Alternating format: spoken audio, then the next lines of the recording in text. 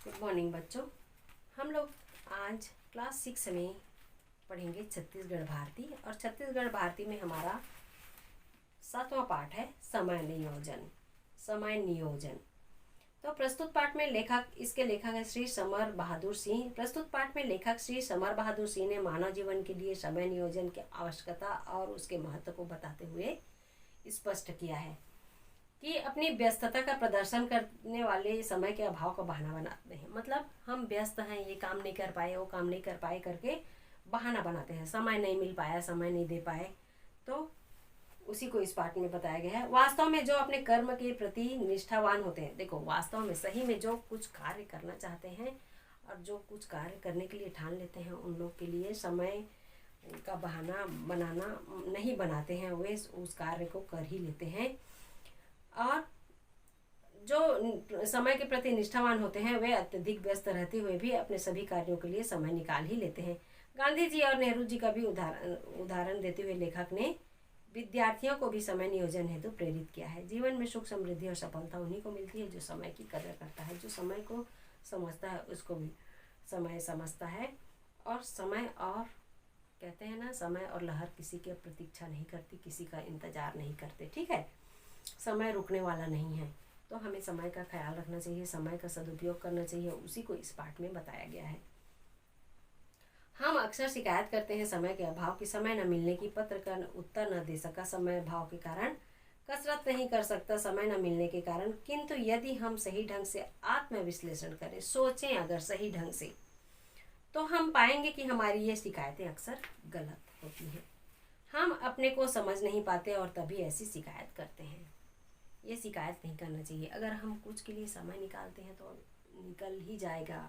अगर हम चाहेंगे, कोशिश करेंगे तो समय कम नहीं है लोगों के लिए, भगवान ने बनाया है, कुदरत ने बनाया है। ठीक है, तो हर चीज़ को सोच समझ कर बनाया है और उतना काम ही मतलब समय के अनुसार दिया है। जो सदैव समय के अभाव की दुहाई करता है, वस्तुतः कोई भी ऐसा व्यक्ति नहीं जो व्यस्तताओं के बीच भी उन कामों को न कर सके जिसे वह करने पर उतारू है, जिसे करना वह अनिवार्य मानता है। देखो, हम कुछ कार्य करना चाहेंगे और करना अनिवार्य मानते हैं, उसको हम कर सकते हैं। भगवान, हमको उतना समय है हमारे पास।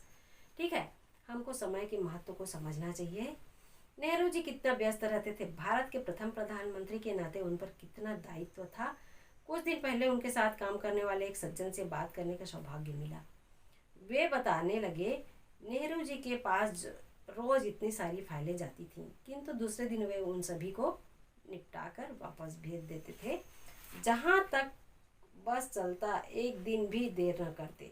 मतलब देखो, प्रधानमंत्री थे भारत के, है ना, तो उनके पास तो कितनी सारी लेखा जोखा, लिखने, खत, कुछ भी है, जानकारियाँ। पहले तो कंप्यूटर और कुछ लैपटॉप ये सब कुछ होता नहीं था, तो हाथों से ही उनको मतलब हर चीज़ का जवाब देना पड़ता था और सबको उसी दिन वो पूरा अपना काम करके लिख कर पूरा वापस भेज देते थे। जरा सोचिए उनकी व्यस्तता को, जो दिन भर न जाने कितनी आदमियों से मुलाकात करते थे, कितनी गंभीर समस्याओं पर सहकर्मियों मतलब साथ में काम करने वालों को सहकर्मियाँ बोला जाता है, से विचार विमर्श। विचार करना, इतने बड़े प्रधानमंत्री थे देश के, तो विचार विमर्श करना पड़ता है ना। कितनी सभा सोसाइटियों में, और कितनी सभा होती थी, मीटिंग होता था, उसमें जाना पड़ता था। फिर भी वे अपने व्यस्त जीवन में से कुछ समय अपने दैनिक व्यायाम के लिए और मनोरंजन के लिए भी निकाल ही लेते थे। गांधी जी भी कम व्यस्त नहीं रहते थे। दर्शनार्थियों की, दर्शन करने वालों की गांधी जी के पास भीड़ लगी रहती थी, उनको घेरे रहती थी। मुलाकात करने वालों का तांता लगा रहता था, है ना। देश विदेश के अनेक पेचीदे मामले पर विचार मतलब विनिमय होता था, विचार किया जाता था। ठीक है, विचार विमर्श करना, किसी समस्या पर विचारों का, है ना, आदान प्रदान करना, सलाह मशवरा होना। तो पेचीदे मतलब समस्यात्मक। ठीक है, समस्यात्मक सवाल, कुछ भी समस्या रहता था उसके ऊपर विचार करना। अखबारों के लिए लेख लिखे जाते, किंतु फिर भी ना तो गांधी जी की प्रार्थना सभा के समय में हेर फेर होता और न उन्हें प्रातः भ्रमण में बाधा आती थी। यही नहीं, दुनिया के कोने कोने से भेजे गए पत्रों का जवाब भी वे अक्सर हाथों से ही लिख कर देते थे। गांधी जी और नेहरू जी दोनों का जीवन प्रमाणित करता है कि यदि हम अपने समय को सोच समझ कर विभाजित कर लें और फिर उन पर दृढ़ता से आचरण करें, तो अपने निश्चित व्यवसाय के अतिरिक्त भी हम अन्य कार्यों के लिए भी हमें पर्याप्त समय मिल जाता है, लेकिन हम लोग अक्सर बहाना मारते हैं कि समय नहीं मिला और समय कम हो गया। ठीक है, तो ऐसा नहीं करना चाहिए। समय धन के समान है। जैसे हम धन को, पैसे को सोच समझ के खर्च करते हैं, उसी प्रकार से हमको भी समय को सोच समझ कर मतलब इसका पालन करना चाहिए।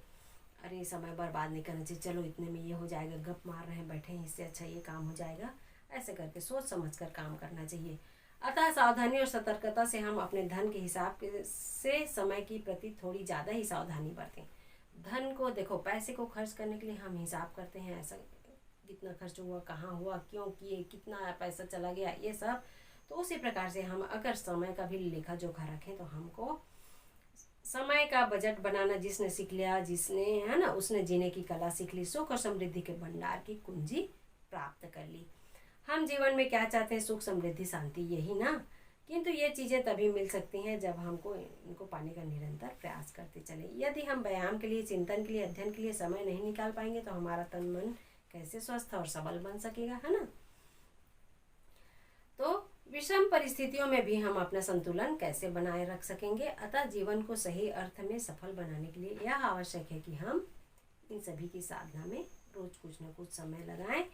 यह तभी संभव हो सकेगा जब हम अपने समय का ठीक विभाजन कर लें, रोज उसका लेखा जोखा करते रहें। तो इस पाठ को आप लोग को पढ़ना है और अच्छे से पढ़ना है। तो आप लोग को भी समय का सदुपयोग करना है और घूमना फिरना नहीं है, बेकार कर अपना समय को बर्बाद नहीं करना है। तो वयस्कों की अपेक्षा विद्यार्थियों के लिए समय पालन का कई कारणों से अधिक महत्व है। विद्यार्थियों को एक लंबा जीवन जीना है और सफलता की ऊंची से ऊंची मंजिल को तय करनी है। दूसरी बात यह है कि विद्यार्थी जीवन में जो आदतें पड़ जाती हो वह जीवन पर्यंत, मतलब सब दिन के लिए रहती हैं। तो विद्यार्थियों को, छात्रों को समय तालिका दी जाती है, लेकिन वह केवल 5-6 घंटों के लिए होती है ना। तो 18-19 घंटे छात्रों के स्वयं विवेकपूर्ण उपयोग के लिए रहते हैं। यदि वे इस समय का सही उपयोग करें तो वे न केवल परीक्षा में अच्छे अंकों में उत्तीर्ण होंगे, बल्कि सामाजिक, साहित्यिक, सांस्कृतिक कार्यक्रमों तथा खेलकूद, व्यायाम आदि के लिए भी पर्याप्त समय निकाल सकेंगे। समय तालिका बनाने के बाद उसका दृढ़ता और निष्ठा के साथ पालन करना भी आवश्यक है। निर्धारित समय पर निश्चित काम करने से ही जीवन में सफलता मिलती है। ठीक है, तो समय का सदुपयोग बहुत आवश्यक है। समय का सदुपयोग करना आप लोग भी सीखिए, उसी को इस पाठ में बताया गया है। ठीक है बच्चों, थैंक यू।